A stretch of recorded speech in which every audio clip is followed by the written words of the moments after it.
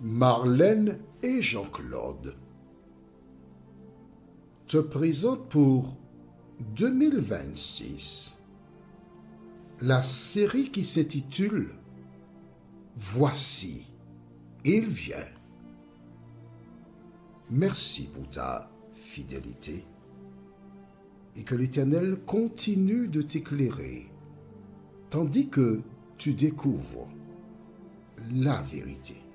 Merci une fois de plus de nous recevoir à ton domicile afin qu'ensemble nous puissions continuer la découverte de ce magnifique récit qui se trouve dans le livre de Actes des Apôtres, chapitre 16. Aujourd'hui, notre thème est « Nous sommes tous ». La référence se trouve dans Actes 16, verset 28, mais afin de bien comprendre ce que nous lirons, nous commençons à lire un tout petit peu plus haut, c'est-à-dire au verset 25. De telle sorte que celles et ceux qui découvrent seulement maintenant cette série comprennent ce que nous faisons. Avant de l'aborder, recherchons la présence de Dieu. Seigneur, nous voici devant toi, non pas pour meubler le temps, mais pour découvrir la vérité. Merci de nous éclairer. Merci de nous vivifier et de nous aider à continuer de marcher avec toi, nous t'en prions. Au nom de Jésus et pour ta gloire éternelle. Amen. Pour celles et ceux qui nous rejoignent, que maintenant, je voudrais rappeler que c'est le Saint-Esprit qui seul conduit dans la vérité et qui permet aux humains de comprendre et d'accepter la vérité. Toutes les personnes qui écoutent ces audios ou d'autres sont animées par différents projets. Mais c'est seulement un reste en qui le Saint-Esprit œuvre, qui acceptera la parole. Sur quoi je me base pour te le dire? Rappelle-toi. Nous avons vu donc dans ce même chapitre 16, on va lire, d'accord? On va lire à partir du verset 13. Le jour du sabbat, nous nous sommes rendus hors de la porte, vers une rivière où l'on avait accoutumé de faire la prière. Nous nous sommes assis et nous parlâmes aux femmes qui étaient réunies. L'une d'elles, nommée Lydie, marchande de pourpre de la ville de Thyatire, était une femme craignant Dieu et elle écoutait. Le Seigneur lui ouvrit le cœur pour qu'elle fût attentive à ce que disait Paul. Vous arrêtez ici. Il y avait des femmes. Mais il y avait une femme, dit la Bible, qui avait la crainte de Dieu, qui écoutait. Elle était dans les dispositions afin d'être visitée par le Saint-Esprit. Et le Saint-Esprit est entré dans son cœur. Il a transformé la vie de cette femme qui accepta Jésus pour sauveur personnel. Vois-tu, personnellement, ma mission consiste à te présenter l'Évangile. Que fais-tu de ce que tu entends? Ça, ce n'est pas mon problème, c'est le tien. Mais je sais que Dieu a toujours un reste qui entend, qui est sensible, qui accepte et qui applique la parole dans sa vie. Oh, je souhaite que ce soit toi. Juste toi. Mais c'est toi qui décides, d'accord? Alors, nous revenons donc au même chapitre 16 à partir du verset 25. Vers le milieu de la nuit, Paul et Silas priaient et chantaient les louanges de Dieu, et les prisonniers les entendaient. Tout à coup, il se fit un grand tremblement de terre, en sorte que les fondements de la prison furent ébranlés. Au même instant, toutes les portes s'ouvrirent et les liens de tous les prisonniers furent rompus. Le geôlier se réveilla et, lorsqu'il vit les portes de la prison ouvertes, il tira son épée et allait se tuer.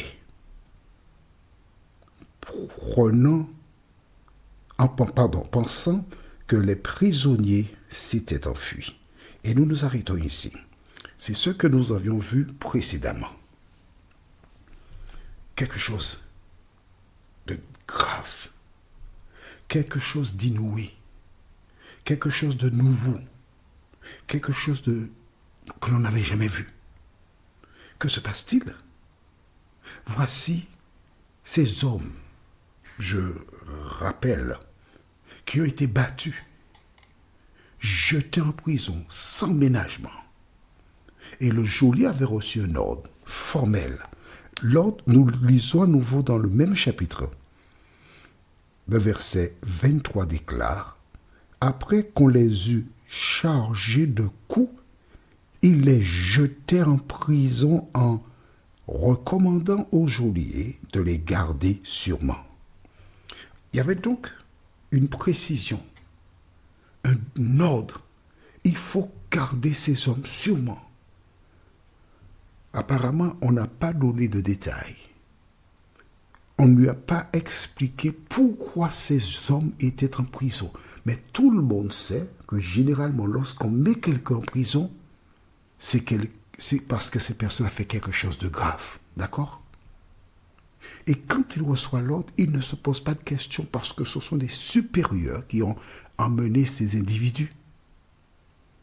Et alors, pour assurer ses arrières, parce qu'il est responsable, il en revient de sa vie, on lui demandera des comptes, il décide de les mettre dans la prison intérieure. Là où on met des ceps, des fers, aux pieds, aux poignets probablement aussi. S'assurer que ces hommes ne pourront pas partir. Sans oublier des gardes placés devant la cellule. Et là, le geôlier, il s'en va. La Bible ne donne pas les détails, mais j'ai eu l'occasion de t'expliquer que probablement cet homme, comme beaucoup, à sa place, serait tenté de savoir, mais qui sont ces hommes?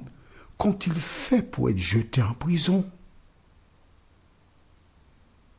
Probablement, il a été se renseigner auprès de différentes personnes, et là, il a appris que ces hommes-là parlaient d'un Jésus de Nazareth.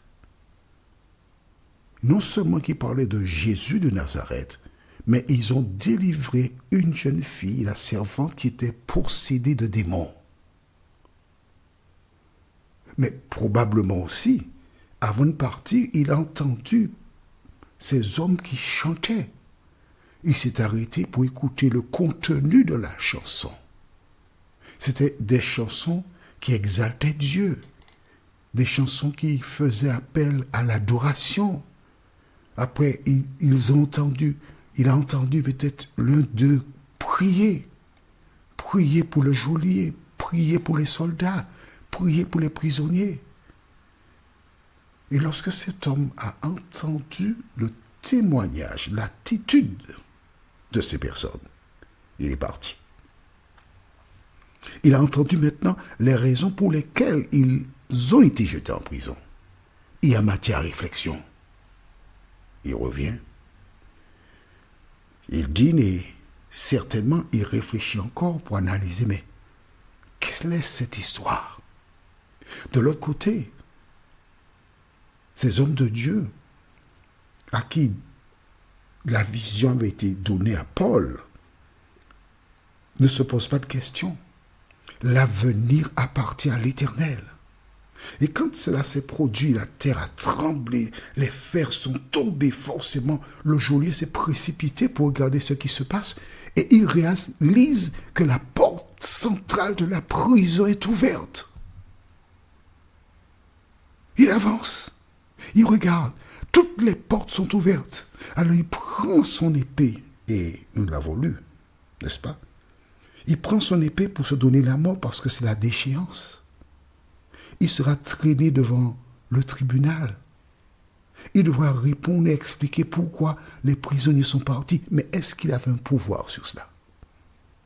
Aucun. La terre a tremblé. Les portes se sont ouvertes. Ce n'est pas de sa faute.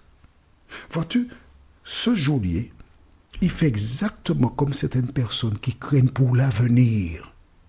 Alors que l'avenir, c'est l'Éternel des armées. Et à cet effet, que s'est-il passé? Nous lisons verset 28. Mais Paul cria d'une voix forte, « Ne te fais point de mal. Nous sommes tous ici. » Amen. Nous sommes tous ici. L'homme ne voyait pas la solution. Pour lui, il serait rejeté, il serait traîné dans la boue, sa réputation. Il n'a pas réfléchi à son épouse, ses enfants. Il veut se suicider. Toi qui m'écoutes, tu rencontres des problèmes, des difficultés. Et tes soucis sont si énormes que tu as envie de te suicider aussi. Regarde l'homme, il était prêt à se donner la mort. Tu te rends compte?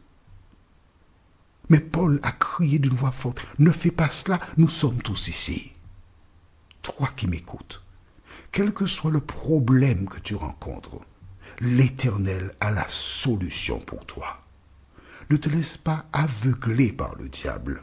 Ne te laisse pas tromper par le père du mensonge, mais appuie-toi sur Jésus. Dis, Seigneur, viens à mon secours. Et il viendra à ton secours.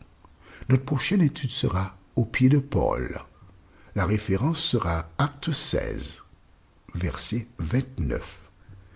Acte 16, verset 29. En attendant, prions. Notre Seigneur et notre Dieu, merci. Merci pour le Saint-Esprit. Merci de nous montrer qu'il est là. Il est tout près de celles et ceux qui ont perdu la foi, celles et ceux qui passent par des moments difficiles, celles et ceux qui sont tentés de se suicider.